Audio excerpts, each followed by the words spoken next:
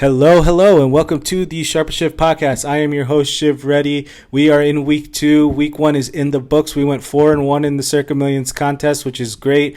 From a contest standpoint, financially, was good on the bets. I know a lot of people texted me saying 4-1, yay, let's go, awesome. But the work is not done. We are in week 2. I literally got right on the computer after that Monday night game this week with the Seattle Seahawks, and I started breaking down some of these ratings and stats from a PFF standpoint.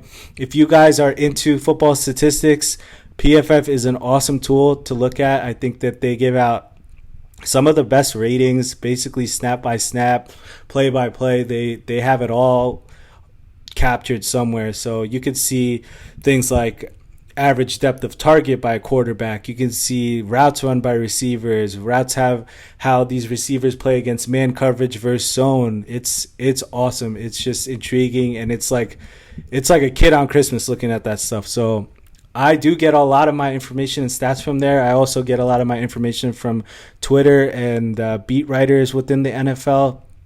I will say one thing that I would like to point out and tip you guys to is look at these practice squad additions onto the roster. I think it's really telling to see who's going to play, who's not, if someone's really questionable, and who the backups are going to be from just a team unit standpoint, defensive backs, receivers, what have you. You'll find a lot of information on practice squad additions. So if you take anything away from this, definitely look at some practice squad stuff over there. But let's get started here. Last but not least, we got the New Orleans Saints versus the Tampa Bay Buccaneers. So that is what you guys voted for. You got 38% of the votes there. So very good. I wanted to actually, quite honestly, break this down. I think that Tampa Bay played really well on the defensive side of the ball against the Dallas Cowboys, although, the Dallas Cowboys did have a mediocre wide receiving corps, and the New Orleans Saints played defense basically only in the fourth quarter as well as offense. I mean, Jameis Winston had 78 passing yards throughout the first 3 quarters, and then he just lit up the scoreboard just statistically from just passing to the likes of Jarvis Landry, Michael Thomas, and Chris Olave, getting all that started and retooled. And, the Falcons did give up a couple of 2-point conversions as well, which was crazy to say the least. But it looks like Jameis has finally got going. They kind of ditched the script and went from being a run-heavy offense the first 3 quarters to a passing offense. And I think that Dennis Allen and his coaching crew are going to definitely take that into consideration when playing this Bucs defense as well. The Bucs defense, again, they played really well. They definitely got no separation for the Dallas Cowboys wide receivers, and they did have a pass rush rating of 62. I would expect this to be a little bit higher considering Dallas retooled their entire offensive line this offseason. So I was a little bit surprised about that when I was looking at PFF.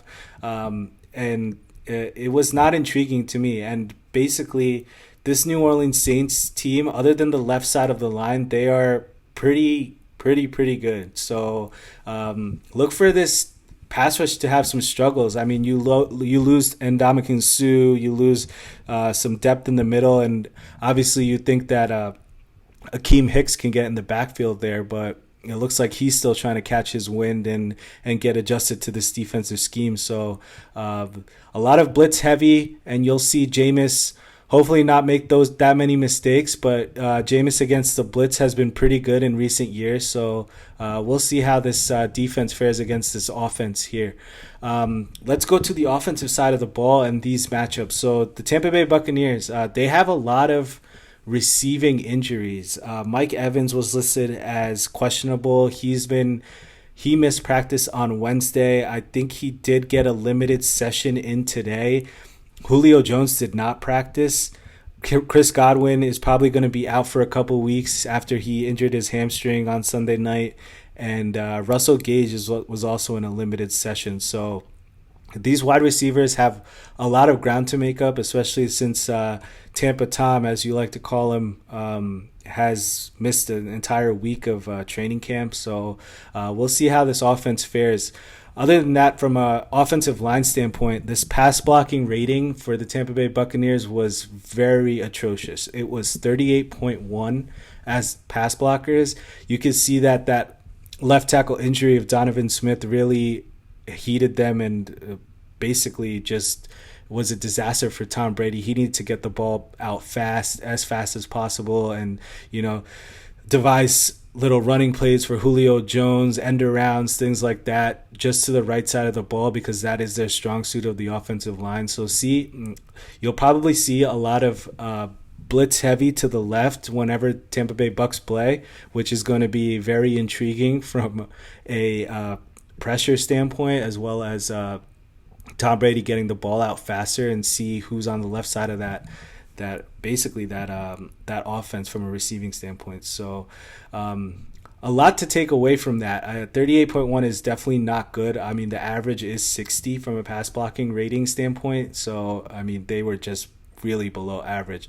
They did, however, have the second best run blocking rate with 74.8, which was interesting because Playoff Lenny, as you guys like to call him, and Rachaad White didn't get that much in the running game. I mean, I think the Dallas Cowboys defense played really well. I did see them, that was definitely a group that I was interested in this offseason, but they really showed it on paper, and they definitely showed it in the game. They held up this offense, and the red zone struggles continued for Tampa Tom. So let's see how this offense fares against this New Orleans Saints defense. And last but not least, let's go over the New Orleans Saints offense. So this offensive side of the ball, they were good only in the fourth quarter again, and I think that there's going to be some adjustments made by the coaching staff in New Orleans. So look for Michael Thomas and Chris Olave and Jarvis Landry to have big games against these cornerbacks. If you do remember,